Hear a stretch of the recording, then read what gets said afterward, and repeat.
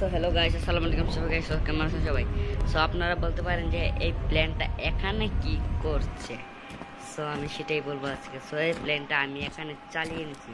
সেটা শুনে আপনাদের হয়তো অবাক লাগবে, কিন্তু এটা অবাক করা বিষয়। সো এটা আমি কিভাবে চালালাম আপনাদেরকে ডিটেলসে বলবো। সো আমরা যে সময় এয়ারপোর্টে যাই তখন আমরা দেখতে পাই ছোট প্লেন হলুদ কালার।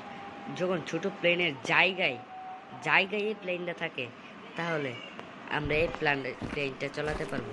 অন্য সাইডে যে প্লেনগুলো আছে ওইটা কিন্তু আমরা চালাতে পারবো না, শুধু এটাই চালাতে পারবো। তো কোন দিক দিয়ে এটা দরজা আজকে আপনাদেরকে আমি দেখাবো। সো এটার দরজা এদিক দিয়েই, এইটা এদিক দিয়ে আমরা পেয়েছি।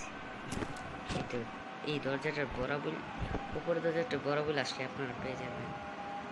সো এটা কি করছে? সো এই তো দেখেন আমাদের বিমান। চালো, আপনারা বলবেন না যে আমি এটা কম্পিউটার, এটা একদম আমার হাতে স্মৃতি খেলা। দেখেন আমার হাত খেলা, মোবাইল দিয়ে খেলতেছেন। সো এবার আমি উপরে উঠবো। সো আমি সামনের দিকে যাচ্ছি, আমি এয়ারপোর্ট যাবো, এবার আপনাদেরকে দেখাবো। সো এটা দেখতে দেখা যাচ্ছে